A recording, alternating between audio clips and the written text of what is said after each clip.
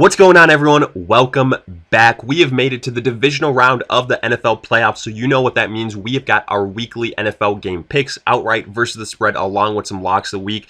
So make sure to tune in if you guys enjoy. Hit that like button, subscribe. Also, give us a follow on Twitter at AllDayPigskin to continue interacting with us there. Check us out online at alldaypigskin.com. Sign up for our free newsletter to get access to exclusive content. All those details in the description. But for now, let's get right into it.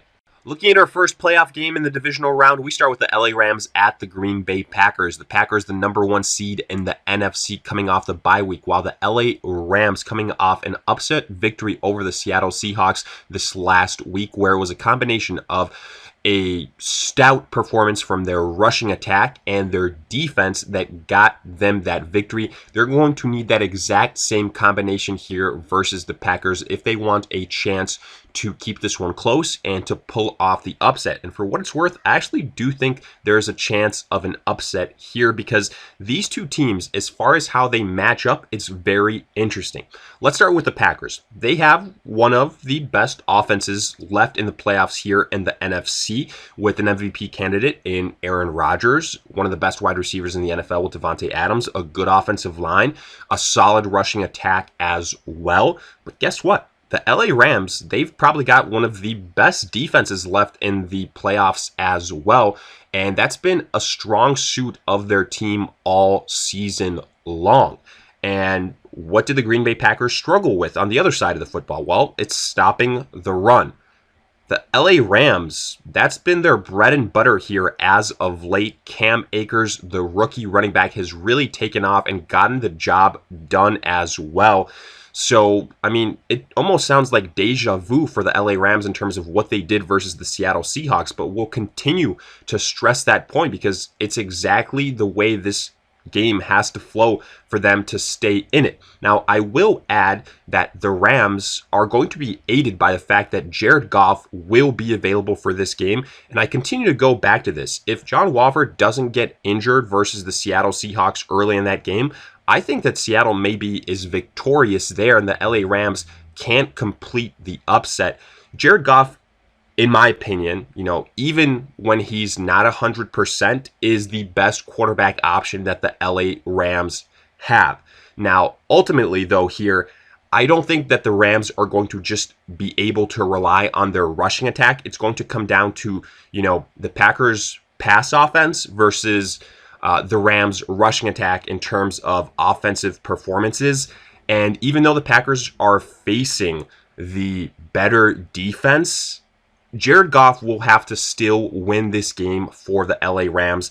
But I do believe it will be a closer affair than people expect because, again, the matchups really, in some aspects here, favor the LA Rams, but offensively, I still give the edge to the Green Bay Packers, the home team here. Not that that really will have that huge of an impact, but still, nonetheless, slight advantage to the Green Bay Packers and Aaron Rodgers, the healthier team right now, at least offensively at the most important position. So give me the Packers outright here. However, on the spread, I think the spread is way too high in favor of the Packers at -6.5.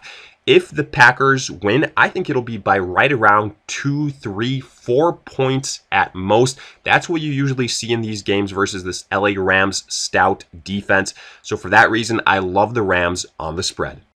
Next up, we've got the Baltimore Ravens at the Buffalo Bills. And just like we predicted last week, this is the matchup that we've got on our hands. The Ravens beating the Tennessee Titans while the Buffalo Bills outlasting the Indianapolis Colts. And as a result, we have got a very close matchup here, an intriguing one where honestly, you throw off the record. Doesn't matter if the Ravens are the 5 seed or the Bills are the number 2 seed. On the spread, the Bills are at -2.5, and I'd have to say we agree with that betting mindset because the Ravens, as of late, when they've had success, it's been versus opposing defenses that aren't so great or versus defenses that really struggle against the run. And guess what? The Bills unfortunately are the latter. Overall, they're a decent unit because they're very strong in the secondary, but their Achilles heel is that rush defense.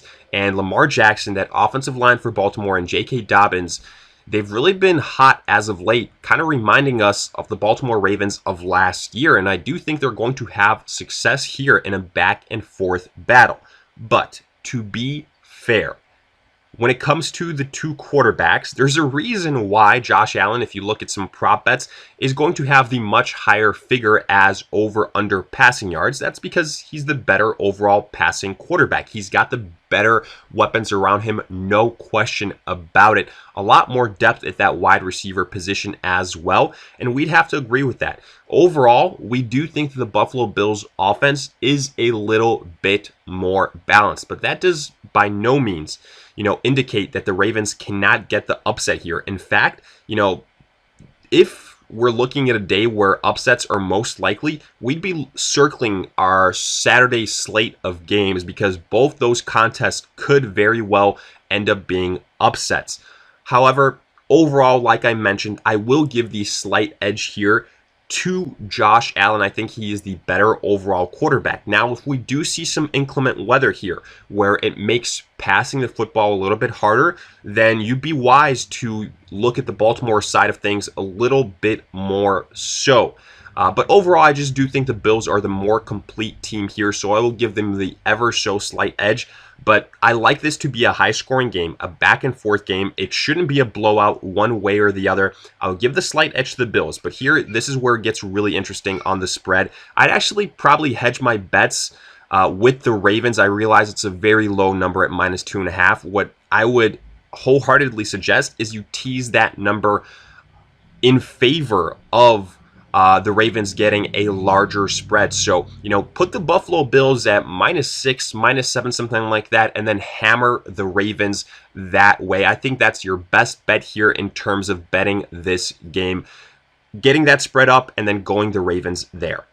Moving on to our Sunday slate of games, we start with the Cleveland Browns at the Kansas City Chiefs. And obviously here, the Chiefs, the number one seed in the AFC, they're coming off the bye week, while the Cleveland Browns coming off a huge upset over the Pittsburgh Steelers. Kudos to them. I didn't see that coming, even though we like them on the spread outright. It was honestly domination. 7-0, 14-0, 21-0 in the blink of an eye for the Cleveland Browns, and they never looked back. However, look, it's not too crazy to say that we don't see them coming out as hot and the Chiefs struggling as much offensively in this game, because the Chiefs probably the best offensive team left in the playoffs with Patrick Mahomes, with the pass catchers they have in Travis Kelce and Tyreek Hill. And regardless if Clyde Edwards-Helaire plays in this game or not, the Chiefs are so good at the quarterback position and with those pass catchers that it shouldn't really matter. On the flip side, the Browns, it's been the same MO since the start of the year, and that was the plan. Upgrade that offensive line and then dominate with the rushing attack and hopefully see some improvement from Baker Mayfield. That has been the case so far, and it's going to continue to have to be in order for the Browns to stay in this game. But I actually do think that for the most part, we will see just that. And if you're looking for a game that should be the highest scoring output of the week, I would put my money here on the Browns at the Chiefs. And maybe if you don't want to bet on either one of these teams, you just go on the over on the point total. I wouldn't blame you one bit, because the Browns are a very balanced team. Like we said, Nick Chubb, Kareem Hunt at the running back position. Baker Mayfield, as long as he plays smart football, he's got weapons offensively with those playmakers, Jarvis Landry, a plethora of tight ends. So keep an eye out for that. I don't think that this will be as big of a blowout as the spread indicates. And sure, I get it. The Kansas City Chiefs are involved, who are capable of putting up, a plethora of points on anybody in the blink of an eye. But folks, this is the divisional round of the playoffs. And again, to some extent, you throw out the record, because this spread at -10 for the Kansas City Chiefs, in my opinion, is way too high. I'm going to go with the Browns on the spread here. They play that style of football where they keep games close, they wind the clock down with that rushing attack, and that's the best, combination in terms of how you slow down the Chiefs. You keep Patrick Mahomes off the field. Now, the Browns defense, the Kansas City Chiefs defense, neither one of these units really elite, so maybe we call that a wash. And at the end of the day, when looking at the overall outright winner, you compare the offenses, and sure, we like Patrick Mahomes and the Chiefs better, so it makes sense to take them outright. And that's what we're going to do. But like we said, on the spread, we think that number is way too high. We're going to go with the Browns on the spread. And finally, we have got the Tampa Bay Bucks at the New Orleans Saints. The third time these teams will be playing this season. The Bucks last week outlasting Washington, getting that victory, while the Saints, they pretty much stomped the Chicago Bears just like we predicted. And as a result, we have got Drew Brees versus Tom Brady round 3. And believe it or not, the Saints swept the Bucks in the regular season. It's hard enough to beat a team once in the NFL, then twice. Now the Saints are going to have to beat them 3 times here. And honestly, this is the toughest game for me to predict on the week. I keep going back and forth on it because on paper, I do think the Bucks are the better team. I think Tom Brady is playing a little bit better than Drew Brees right now. And in terms of offensive weapons, the Bucks have the advantage, in my opinion, by far.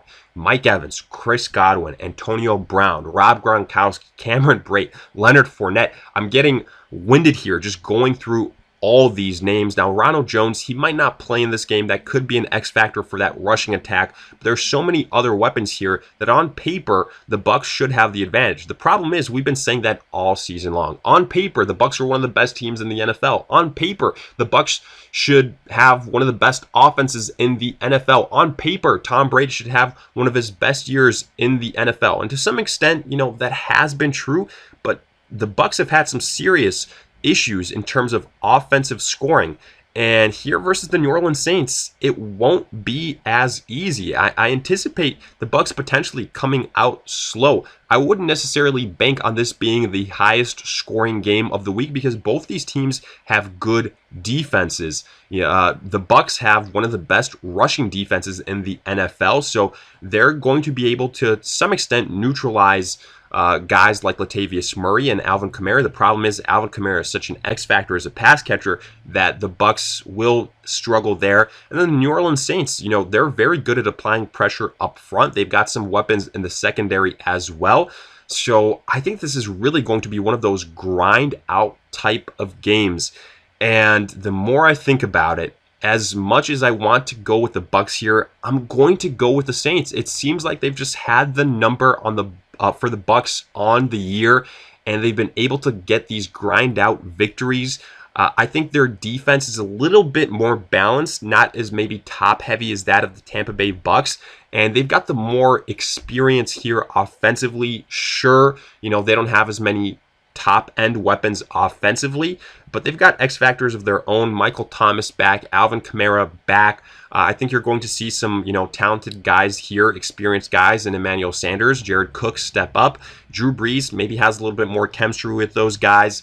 So I lean ever so slightly with the New Orleans Saints here, but, I could very well be wrong. I'm going to go and put that out there. So for that reason, I think the best bet here is, again, hedge your bets. Go with the Tampa Bay Bucks here on the spread, which is at -3 for the New Orleans Saints. So maybe you tease that by a point or two, then go with the Bucks there. Obviously, if you like the Bucks outright, then they are a great pick on the spread, which if I had to go one way or the other, that would be my favorite bet surrounding this game. So with that, we wrap up our pick'ems, now looking at our locks of the week with only 4 games to choose from, and a lot of these matchups being so tight, we've only got 1 lock of the week for you. Might be chalk, but it's the Browns versus the Kansas City Chiefs. I said that this could be the highest scoring game of the week, and I meant it, but overall, I do think the Kansas City Chiefs offensively are the more balanced team. The Browns could very well make them sweat this one out, but at the end of the day, I will take Patrick Mahomes and his crew over Baker Mayfield and the guys that he has around him. So give me the Kansas City Chiefs here outright. So with that, we wrap up our NFL playoff divisional round game picks. And as always, let us hear it in the comment section. Did you agree, disagree, along with any other questions you guys might have? We will do our best to answer them. And if you enjoyed, hit that like button, subscribe. Also, give us a follow on Twitter at AllDayPigskin to continue interacting with us there, shooting us your questions. We answer all of those. And lastly, check us out online at alldaypigskin.com. Sign up for a free newsletter to get access to exclusive content. All those details in the description. But in the meantime, we'll see you guys in future videos.